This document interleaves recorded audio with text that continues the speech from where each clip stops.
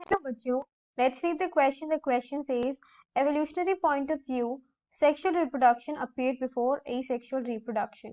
तो बेसिकली हमें बताना है ये स्टेटमेंट ट्रू है या फॉल्स है कि जो सेक्सुअल रिप्रोडक्शन है वो पहले अपीयर हुआ है as compare to the asexual reproduction. तो सबसे पहले तो बच्चे की कॉन्सेप्ट यहाँ पे हम समझ लेते हैं.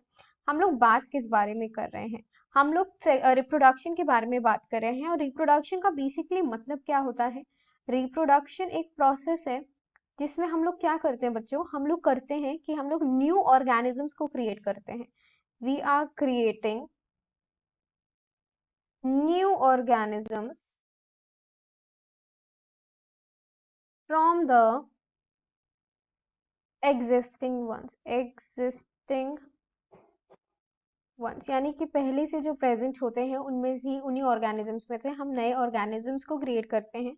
दो तरीके के रिप्रोडक्शन के बारे में हमने सुना है. पहला होता है सेक्सुअल रिप्रोडक्शन. सेक्सुअल रिप्रोडक्शन में बच्चों क्या होता है, हमारे पास गैमीट्स होते हैं. गैमीट्स का बेसिकली मतलब क्या होता है, हमारे पास डिफरेंट सेक्सेस के लिए ना मेल स्पर्म होता है एंड फीमेल ओवा होता है बेसिकली. एंड ये दोनों है ना कंबाइन होकर के क्या करते हैं, सेक्सुअल रिप्रोडक्शन करते हैं. वहीं जब हम लोग एसेक्सुअल रिप्रोडक्शन की बात करते हैं ना स्टूडेंट्स, तो एसेक्सुअल रिप्रोडक्शन में हम देखते हैं कि यहाँ पे नए ऑफस्प्रिंग क्रिएट होते हैं. न्यू ऑफस्प्रिंग दोनों में ही क्रिएट हो रहे होते हैं, लेकिन डिफरेंस ये है कि यहाँ पे जो न्यू ऑफस्प्रिंग क्रिएट होते हैं ना, ये बिना किसी गैमीट के, without the need of multiple gametes, ये फॉर्म होते हैं without the need of multiple gametes. And बच्चों जब हम लोग बात करते हैं ना ऑर्गेनिजम्स की, तो ये देखा गया है कि एसेक्सुअल रिप्रोडक्शन जो था ना वो पहले अपीयर हुआ था. एवोल्यूशनरी पॉइंट ऑफ व्यू से एसेक्सुअल रिप्रोडक्शन पहले आया था एंड हमने देखा है कि वो पहले हुआ. देन उसके बाद जो था सेक्सुअल रिप्रोडक्शन आया.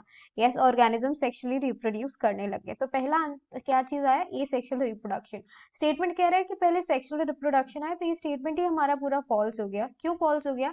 क्योंकि पहले एसेक्सुअल रिप्रोडक्शन हुआ एंड देन सेक्सुअल रिप्रोडक्शन हुआ according to the evolutionary point of view. So the final answer for the question will be false. So I hope you have understood the solution well. Best of luck. Thank you.